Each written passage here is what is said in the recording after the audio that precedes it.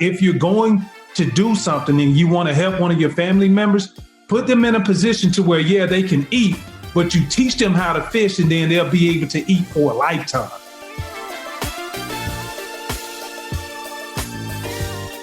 You're listening to the Redefining Wealth podcast with Patrice Washington.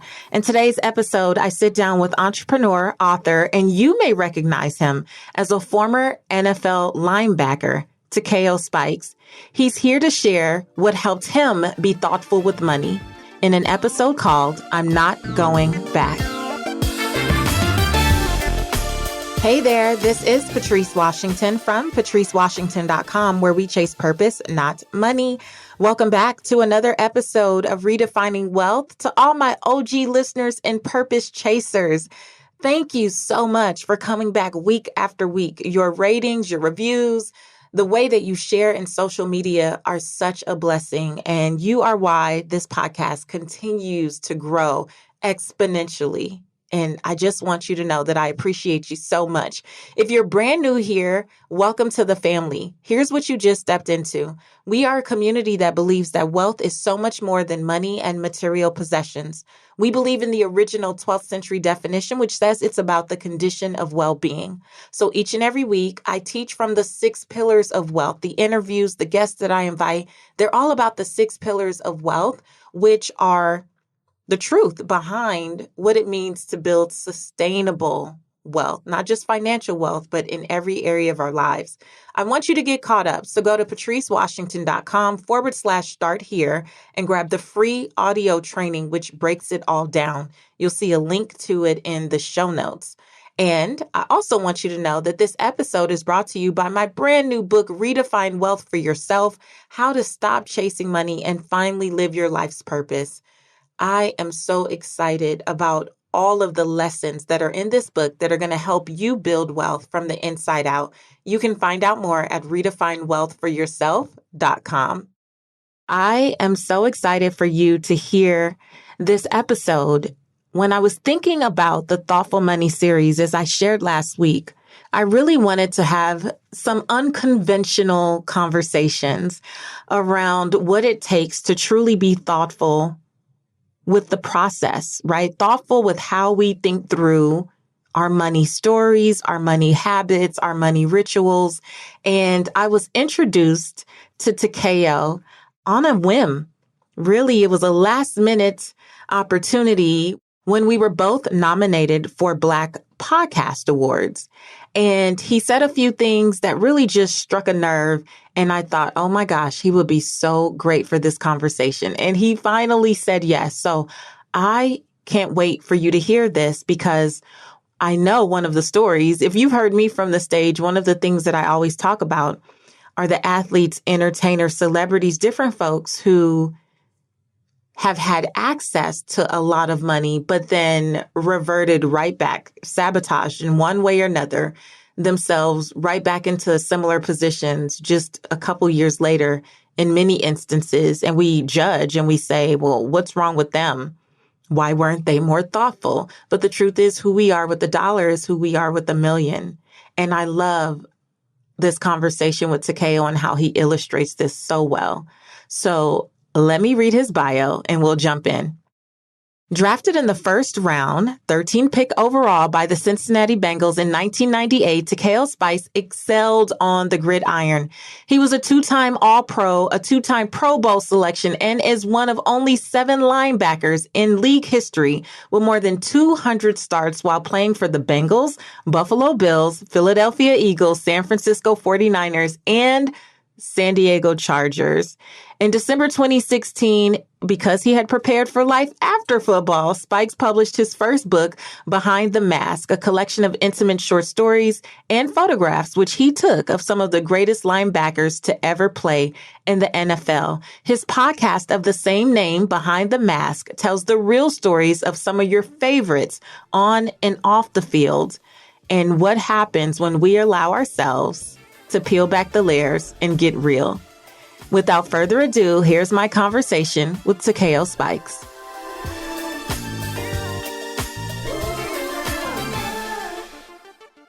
Welcome to the Redefining Wealth podcast, Takeo. What's happening then, Patrice? What's going on?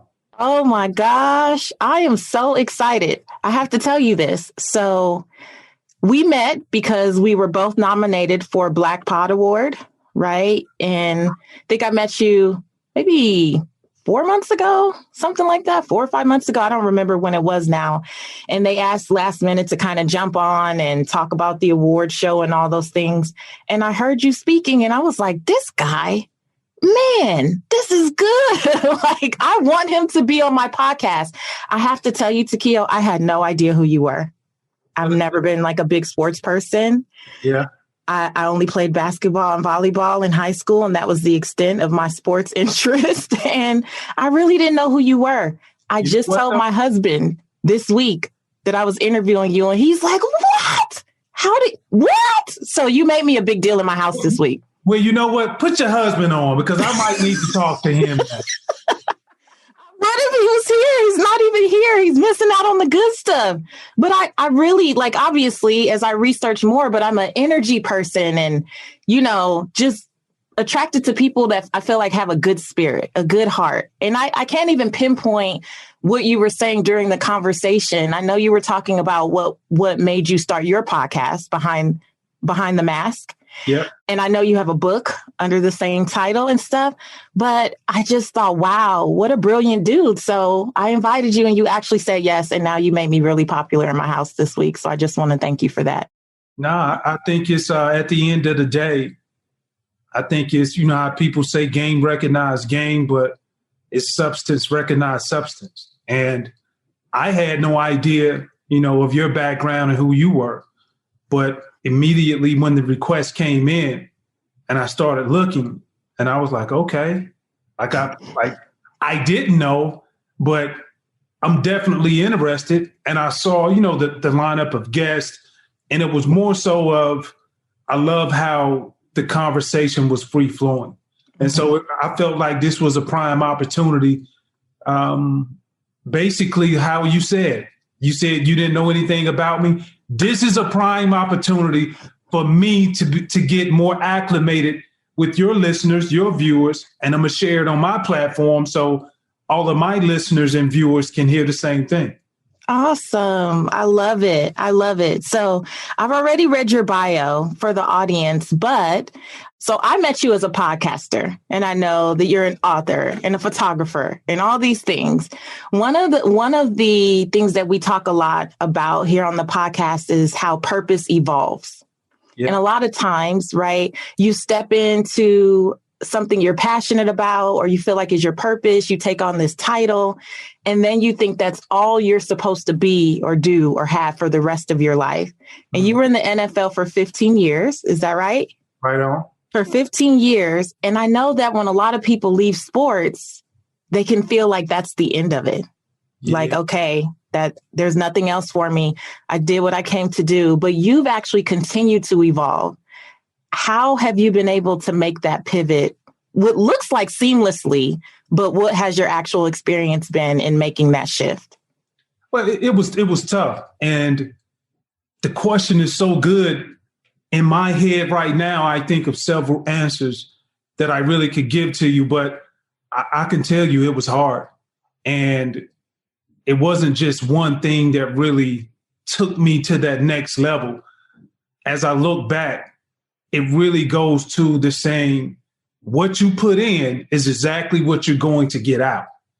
And so it goes back to, I remembered, my third year, we had labor meetings and the NFL Players Association would come inside of the locker room and they would just, I saw guys and I was still new to the game. And so the business side, so I would see guys like, if y'all ain't got that royalty check for me, like I ain't trying to stay and hear what you got to say, just hit me up on the recap. And so for me, I was like, well, I just got here, but I think this is kind of important. So for me, I never wanted to rely on somebody to give me information that I felt like was important. So I took ownership and then I decided to listen. Fast forward, I go to my next team and I was a labor rep, union rep at that time for that team. And I was responsible for educating the same guys who didn't want to stay, or the guys who wanted to know more, but they just really didn't feel like they had time. So I wanted to learn. I was a dry sponge. That was exactly who I was. And so I was absorbing everything that they gave. And I remember my mother telling me, boy, you better take your butt back to school. And I remember telling her, what am I going to go back to school for? You go to school to make money, right? And lo and behold, I finished up my 15 years. I served as a player representative for our union and sat on a couple of boards, committees. And that really transcended to, after 15 years, I was like, man, like I took a step back and realized out of all of the years that I played, now being 44 years old, I played organized football 29 years out of my life. I retired at 36. And so when I look back at it, it was like, what's next? And so I thought about what my mother told me. I decided to go back to school. And when I went back to school to get my undergrad at Auburn, I had a couple of my homeboys, they already got their degree and they were going to get their MBA. And so I was like kind of the youngest out of the crew. So I was like, man, ain't no way in hell I'm about to let you go back to school because you already think you know more than me just because you're older than me. And so I decided like, all right, well, I'm going to jump into school. And I got my undergrad. And so as soon as I got my undergrad, they were about to start. So I went ahead and dove into that. I ended up writing the book, my photography coffee table book, Behind the Mask. And so everything really kind of transcended into that. And the one thing that I really found out and noticed was I really got joy. I felt purpose out of helping people and not just giving handouts, but really giving them information to where it really sparked their curiosity. Mm-hmm. It really opened up doors to allow them to be the author of their own autobiography. And that's what really kind of just got me into the mode and to the person who I am today. And I continue to do that by giving back to the guys, creating programs to help guys transition out of the game and trying to be that connector. So you're not feeling depressed. So you're not feeling like you don't have any worth. At the end of the day, that's what it's all about for me, because when you serve people, you will be surprised what you get back in return. Absolutely. Absolutely. So it's been a journey, right? And one of the things that I always tell people when they're like, well, I can't find, what God has called me to do. I can't figure out what I'm supposed to do next. I always say, go back and look at the breadcrumbs of your life. Look at what you being interested in even being a labor rep when most people were like, I'm out of here. I'm not about to do that. I'm not going to sit through this thing.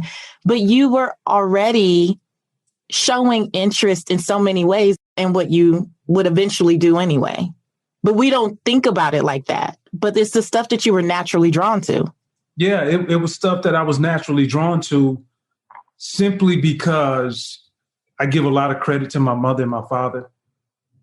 My mother, she was an educator and she's retired now, but I just remember hearing her voice in my head. Why wait on somebody to do something for you when you know you can do it yourself? And then the best thing that comes out of that is when you do it yourself, you're able to retain it. Now it's your IP versus somebody else's intellectual property. She used to drill that in my head all the time. So that's simply how it really all started. I love it. Okay, so I want to go back. Looks like you had a great upbringing, but I want to go back to before you went to the league.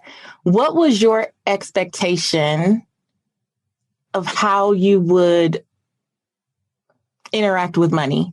Like, did you have a plan for your wealth, or were you classic what we think of when we think of athletes getting that first check or that first contract? All right, I got a good story. Y'all got to see this smile. I got a good story. This smile. All right, so hold on. I just want to make sure I frame the answer right. So can you repeat that question again?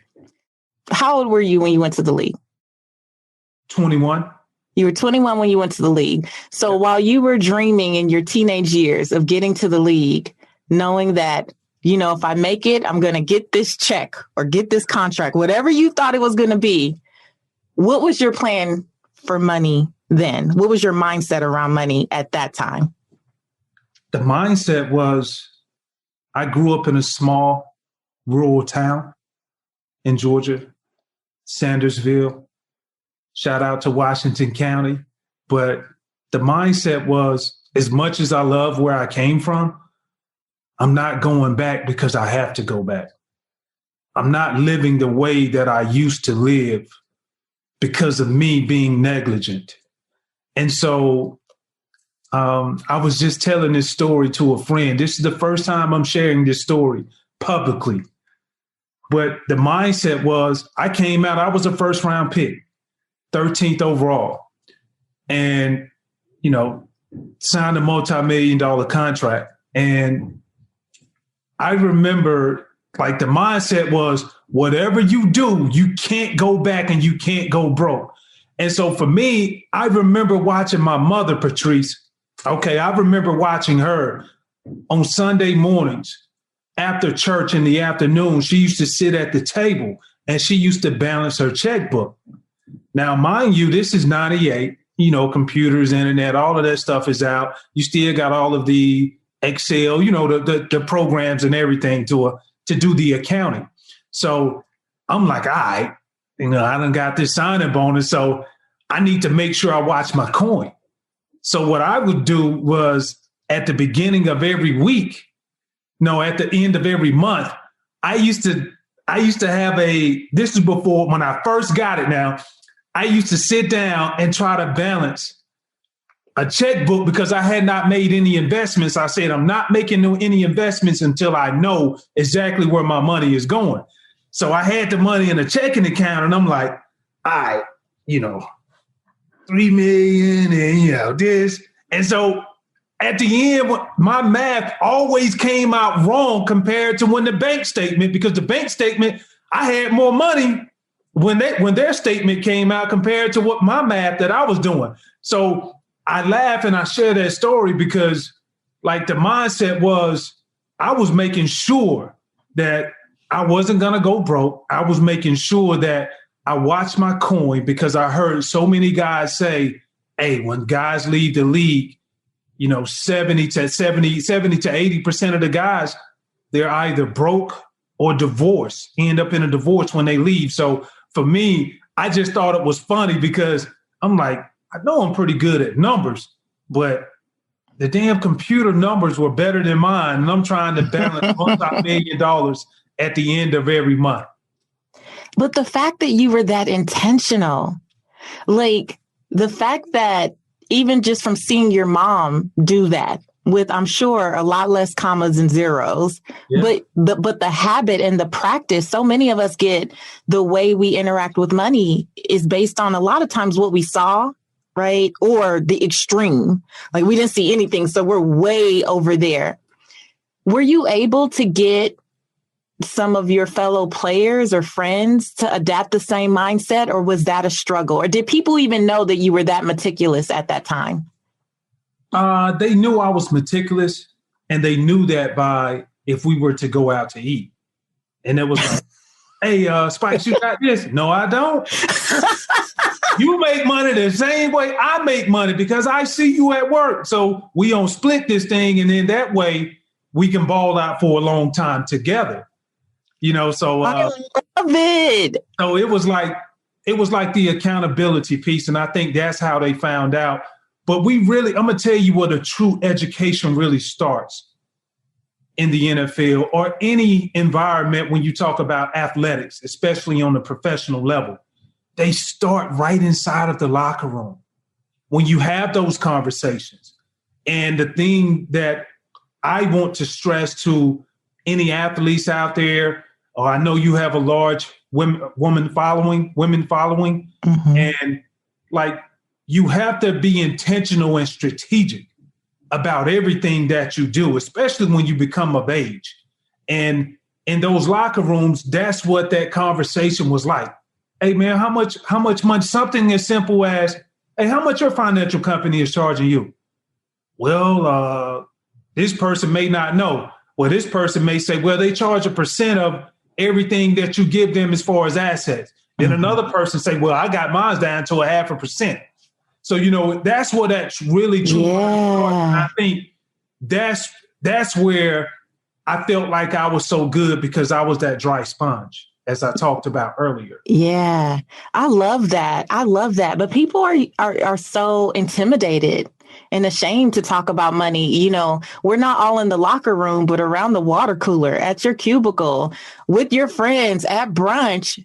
It's oftentimes the thing that folks don't want to bring up. And I love that you talked about splitting the bill, because a lot of people use covering the tab to fill a void. Right. So it becomes this perception like, I don't want people to think I'm broke. I don't want people to think I haven't made it. I don't want people to think, insert the blank. And so now we're trying to keep up appearances. And it's not that you don't have it. Right. I think that's where people get it twisted. It's not a matter of not having it. I'm just choosing to do something different. I'm choosing to be the person who's like, no, I don't need to buy your affection or your love or your validation or your affirmation because I bought you a round of drinks. That's not how that works. That's a great point, because I mentor a lot of young guys, and I tell them, I say, look, I'm not going to be that person that comes into your life and tell you, you shouldn't go to Vegas. You shouldn't be paying $5,000 for a table. You shouldn't be doing that. I'm a hypocrite if I do that. I did that. I was that person, but I learned quickly from an OG pulling me to the side. It's like, listen, man, do you like the true definition of balling or having a sustainable lifestyle is not what you can do while you're getting paid at the moment. Anybody can do that. How long can you do it after you leave the game? And so one of the things that I tell them is this. Spike's like, well, how do you kind of manage it when it's a lot of people around? And I simply just tell them, I say, look, just don't be afraid to say this. And I live by this mantra for my entire life. Like, I'll give you an example. I wanted a Ferrari, and like that was my dream car. And I could have bought it when I came out as a rookie, but I couldn't fathom paying 6 figures for a car. I just couldn't. And so I used to tell people I didn't get a Ferrari until my 14th year in the league. And really? Yeah, I didn't get a high-end car, because let's be honest. If you get it your first year, like, you ain't going to no damn Toyota after that. You're going to have to keep going up the ladder. You know what I'm saying? So, but I knew that. But I used to tell them, and I still tell them today, the thought of me having a Ferrari excites me more than actually having a Ferrari. Ooh. And that thought is just me knowing, like, I can go get it if I want to, but I don't want to. So, like, that turned me on internally. I love that. The thought. If more of us thought about that, because a lot of people, especially those of us that could be emotional spenders, the high is when you like see it and you go get it and then you're over it. Yeah. It sits in the closet or it sits at your house or wherever, like any other thing. You walk by it. You don't even smile at it no more. Mm-hmm. It was the thought. It was when it was on the vision board or when you had it saved as your screensaver. That was the thing that keeps a lot of us going and excited. But once you get it, you got it. Yeah, it's just, it's no different than, I know this is financial talk, but it's no different than relationships. Like, we talk about relationships too. You good? Yeah, it's like, you see somebody who you want to connect with, and the time that you're very excited is that premature time before you actually get a chance to know them and spend more time with them. So it's the anticipation, before you actually, make it tangible. Yeah.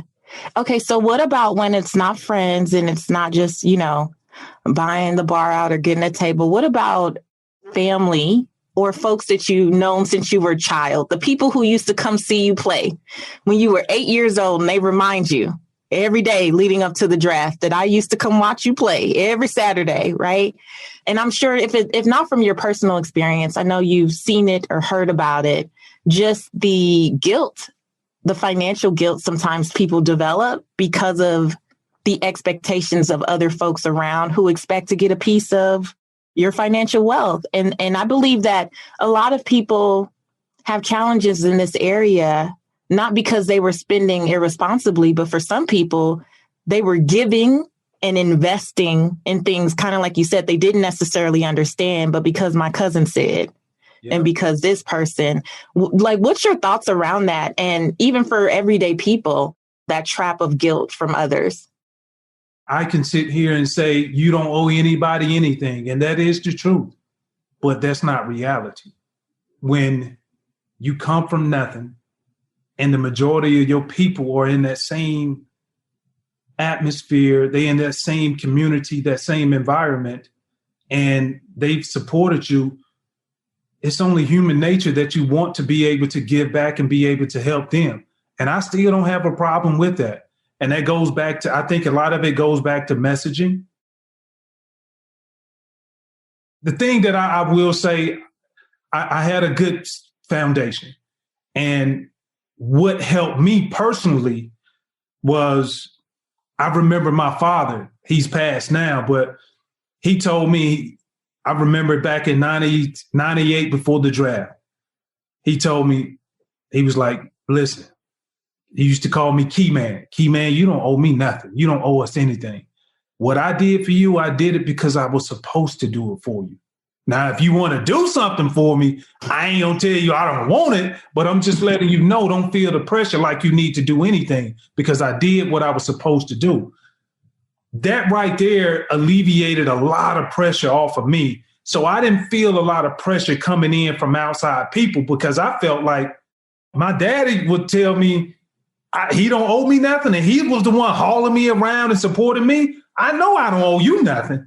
And so, you know, my message to a lot of guys who still feel that or still go through that, yeah, you want to put your people in a position to be able to win. And I've been through that. But I would tell them, everybody wants to eat, and that's okay. That's natural. But where you have to draw the line in the sand is understand how can you make it sustainable for them to be able to eat on their own versus eating off of you. You do that by not just handing them a big handout because they're going to blow it. Like we all came from nothing. So the financial literacy needs to be there. So, you know, one of the things that I implement, and I talk to a lot of young guys, if you're going to do something and you want to help one of your family members, put them in a position to where, yeah, they can eat, but you teach them how to fish and then they'll be able to eat for a lifetime. And that means you set them up with financial literacy. If they want to do a car wash, all right, this is where I'm going to cap it off. But I want you to understand you must go work at this car wash and understands the bare bones of how it works from ground up. And when you understand that, I will be more than happy because now you put in sweat equity into it. And so now it's not more so, oh, I just got this bread from you, so I can just go do this. Now you understand how the accounting works. Now you understand how the customer relations work. You understand the total gamut of what goes into that business. So that's one of the things that I try to tell guys to understand the big picture. So Takeo, what happens though when they're like, well, I don't have time for all that, cousin. I don't have time to go work over there for 6 months or go shadow under this business for a year. I'm telling you, it's going to work because I saw it in my head. Just give me the money. In that case, what do you say? If you go to a bank and you tell them that, what you think they're going to tell you? So you better off doing what I'm telling you you're going to do. And I get it. And that's where the tension comes in. But I stress and I tell a lot of people at the end of the day, you have to be consistent with your messaging and understand it's not personal, but I'm doing this to be able to help you. Because at the end of the day, it's a strong chance I give you $25K, you're going to blow that $25K. And then what else you going to do? Look at me again and ask for another 25 with a great idea. So it's like, it's understanding, like, I'm not telling you no, but these are the parameters that you must hit in order for me to come on board to help you. That's it. Having parameters. It's not an absolute no, but you have a right to have parameters for your money. Just like you just said, the bank, if the bank was going to lend money, they have terms and conditions. They have underwriting. You need to go through some things to make sure that you're not a risky investment. But I will say this, in a community full of women, a lot of my ladies in particular, and I'm saying my ladies, like the ones that I coach, because I don't know every woman who listens to the podcast, but a lot of the women that I coach are afraid to put parameters around the gifts or the loans or whatever they're giving. And in the long run, it's detrimental to them. And like you said, it's not sustainable. Yeah, it's never sustainable. It never will be sustainable. And I think, at the end of the day, when you talk about guys, we respect tough love, and we may not acknowledge it in the beginning, but sometimes we have to go through what we're going through. And I think, this is like man law number 21 I'm giving out, but I think as women, you can't be afraid if you really want to draw that line in the sand and make it be a lesson. You can't be afraid of letting go in order for it to come back. Because when we come back, we ain't got to have that conversation again, because I saw. Like, it's like teaching a kid what hot means. Putting your hand over stoves. I can tell you it's hot, but until you actually feel that heat, that's when you're going to believe it. And I think that's a good message, for women. Understanding, like most men, like I get it. We're stubborn. We got to see things for ourselves, but you have to allow us enough room, not too much, but enough room to be able to go out there. And if you tell me it's hot, now I know it's hot. Now we don't have to have that conversation again. Yeah. One of the things that I've learned over the years is sometimes to help people, you have to stop helping, because there's a difference between a hand up and a hand out. Like, people who are willing to do their part, right? And they're willing to put the time, the energy, the effort into learning, to doing whatever they can to improve the situation. You don't ever mind giving a hand up. Like, you see somebody like doing what they can do. They're doing all they can do, and you have an expertise or way to help. Absolutely. But that's different than just enabling people. Yes. That's very different than just enabling. And you got to know when to draw the line. It's a lot different. And this is what I also say. There's no need for everybody to be broke. Like, somebody got to have something. Broke plus broke equals broke. You know what I mean? Broke squared. Yeah, broke squared. You know what I mean? So, like, simple math. Yeah. I learned it from Steve Harvey when I was on the Steve Harvey show, but I learned later that Dr. George C. Frazier actually came up with this quote. It was in one of his books, but he said the worst thing you can do for a broke person is become one of them. And essentially, because you're in no position to help. Yeah. Now, if I allow you to drain my resources as well, because I'm not being mindful, I'm not being thoughtful, I'm not being meticulous, or just thinking long term and sustainably, eventually we're going to be two broke people looking at each other, and we can't do anything, to really serve others. And I know for you, you are like a big philanthropist. I've seen you reading to kids, reading to the kids, giving, pre-COVID days. I was all in your Instagram. I was all back, right?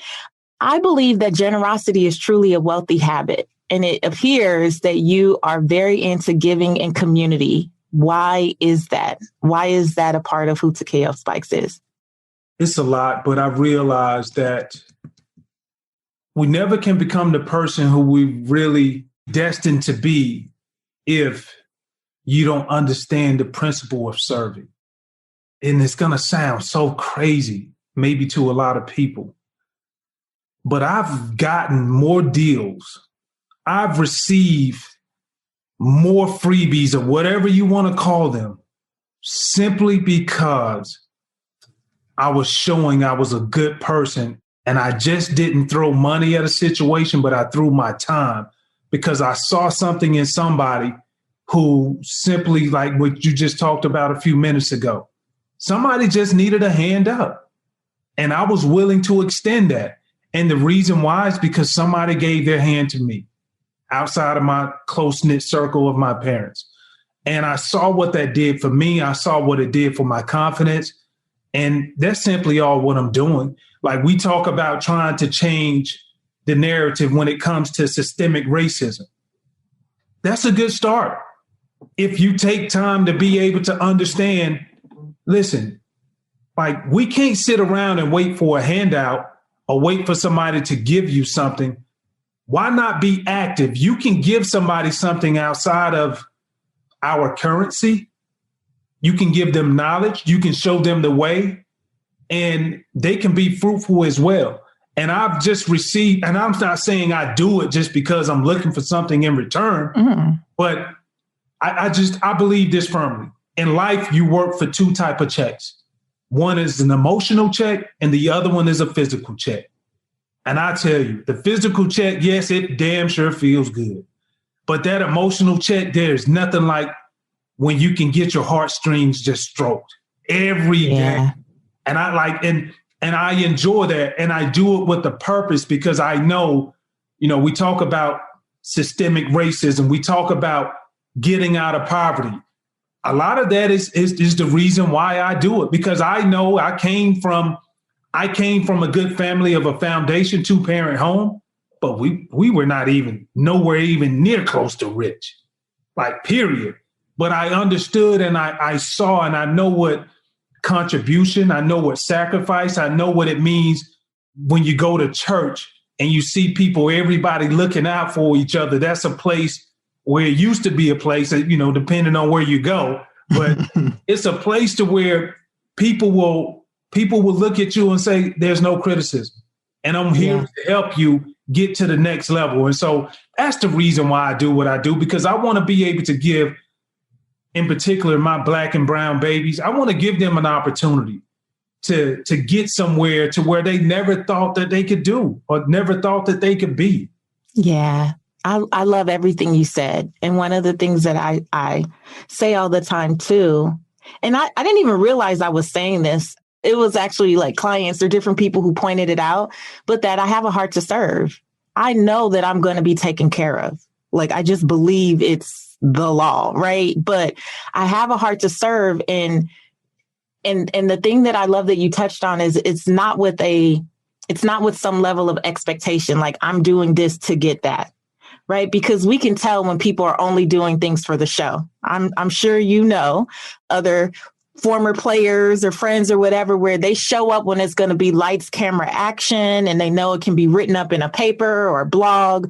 But do you show up when it's not all that? When it is just the elementary school kids? There's not going to be a whole bunch of fanfare, like the kids are the fanfare or whatever.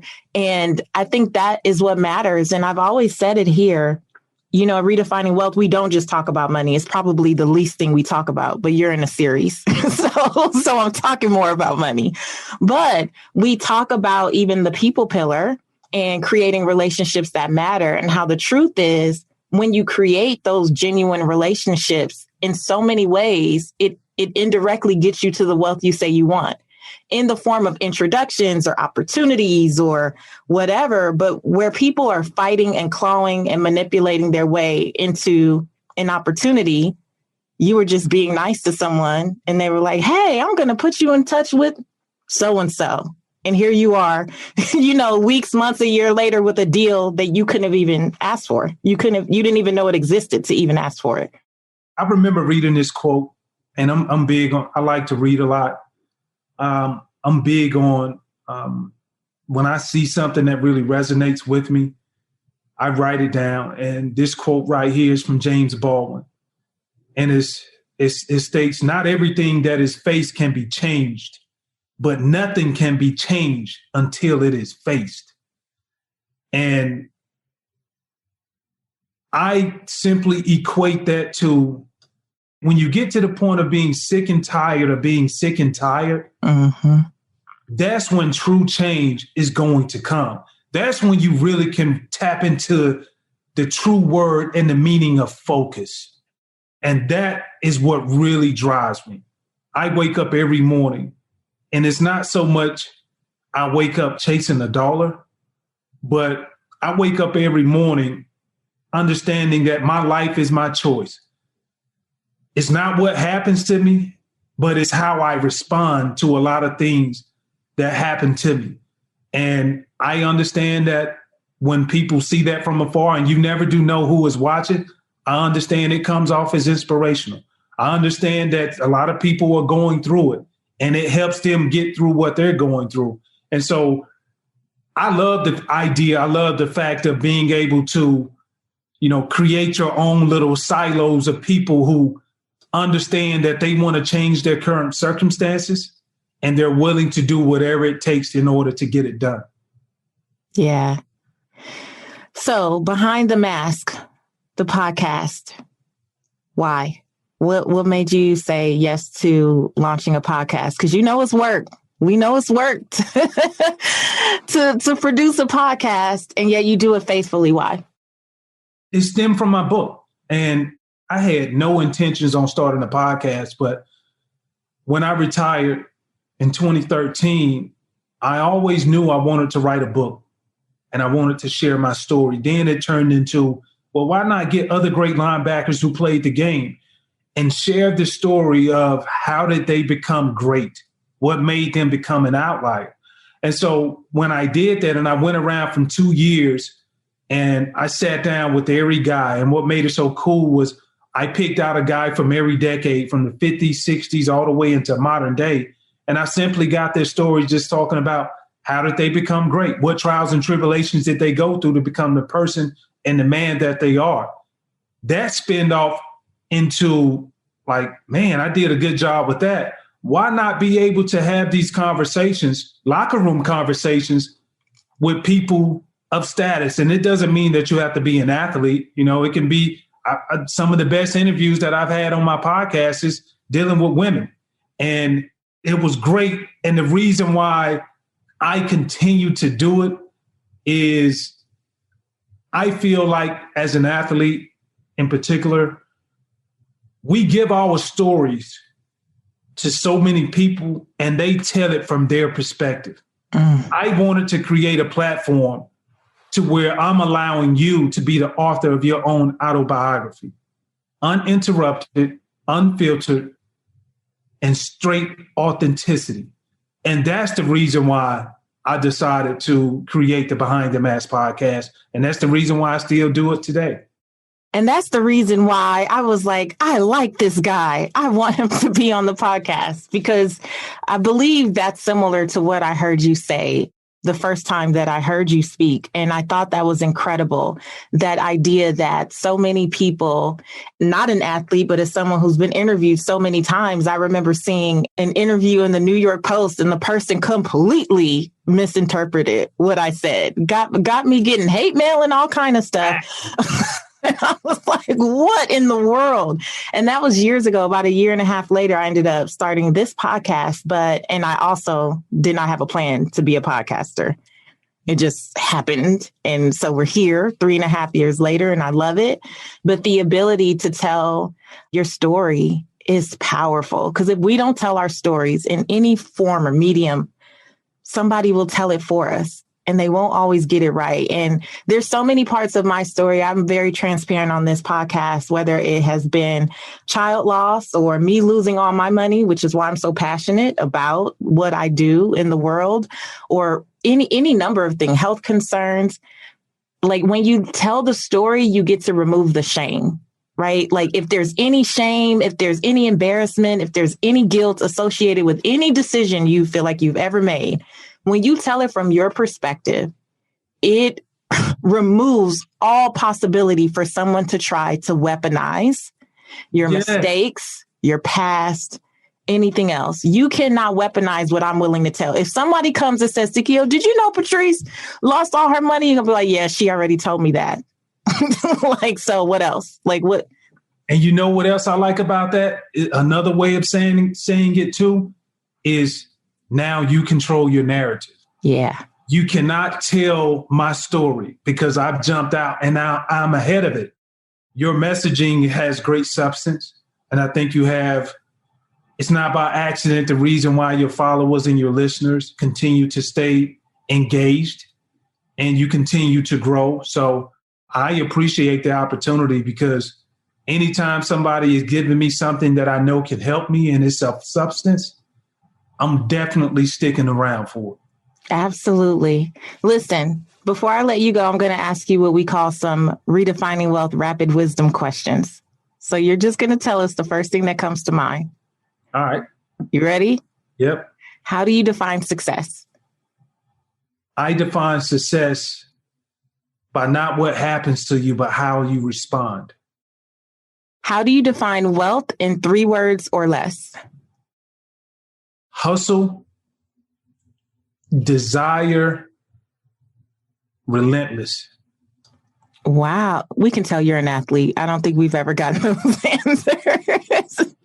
I love it. Relentless. Hustle, desire, relentless. Why relentless? Because it's not if adversity hits, it's when it's going to hit. The mindset has to be in such of a state to where you know it's going to hit. And how can you get over that hurdle? For me, it's always been that. And I truly can say that whether or not if you're dealing with athletics, now me being a consultant, those adversity, it hits. It hits different in different venues. It hit different in different businesses, but it's going to hit. So I have to pre-program myself in my mind. I'm relentless. Ain't nothing you can do that's going to stop me. Come on. And for those of you purpose chasers who know all the episodes, doesn't that sound like greatness requires you to expect resistance? That's exactly what we talk about. It's not a matter of if, it's when, and you need to have a process for how you move through it so you can keep going, because purpose isn't postponed no matter what's happening. What's one book that has helped you redefine wealth? Good Company, Arthur Blank. Oh, tell us like the theme of the book, or summarize it for us real quick. Arthur Blank, he's been like a mentor to me. I let him know that, but without not letting him know, I've done some things with him, with his foundation, and also spent a few times with him on just talking about like life and talking about the systemic racism. And the thing that I really appreciated about Mr. Blank was even with this book, he just talked about like some essential things to really keep you in alignment, regardless of whatever you decide to do. It can be athletics. We all know he does athletic. He's in the customer service business when it comes to the PGA golf store, Superstore. We know about Home Depot. And the thing that I remember that's been a consistent is he always puts people's first. Mm-hmm. And it doesn't mean like the customer is always right. It's more so it's the customer and your employees, because your employees are going to be the first indication or the expectation that customer is going to get, that first experience. Mm-hmm. So he puts people first. He listens and responds. He includes everyone because he understands diversity and inclusion is a choice, and it makes everybody better. The reason why is because when you look at our world, that's what we're made of. It's diverse, and it's all about inclusion. One of the things that he also talked about was leading by example. Be someone who is very innovative. You got the bureaucracy of how everything goes, but you cannot let that kill the innovativeness of your mind. And then the other one is what a lot of people know Arthur Blank for is just giving back to others. Yeah. You know, he understands that business cannot be separated from the well-being of society. And so, when I look at him, I have a lot of respect for him because he's not a guy who just talks about, I'm going to just tell you how to make money. He doesn't separate society from business. They're both hand in hand, and he shows you how to be able to bridge both of them together, and you do it on your own terms. Love it. Love it. And let's see, the last question, it's a fill in the blank. My name is, and for me, the truth about wealth is. My name is Takeo Spikes, and the truth about wealth is receiving clarity. Hearing what you need to hear versus receiving what you want to hear. That's good. That's really good because we underestimate the power of clarity. Yes. We underestimate the power of clarity. Because once you're clear, you could do anything. All the time. Clarity is everything. And I was talking with somebody about it the other day. If you protect your peace of mind, now you invite clarity to come inside of your circle. And when clarity comes inside of your circle, get ready to put the seatbelt on and be propelled towards success. Come on, somebody. That was good. You started on here. That was good. I love it. Thank you so much, Takeo. I knew you would be great. I'm so grateful that you said yes to coming on, and I know it's going to be a blessing to the audience. And maybe we will score points with more husbands and significant others out there and football lovers. See, I did y'all solid. Y'all didn't even know. All right. Thank you, Takeo. I appreciate you.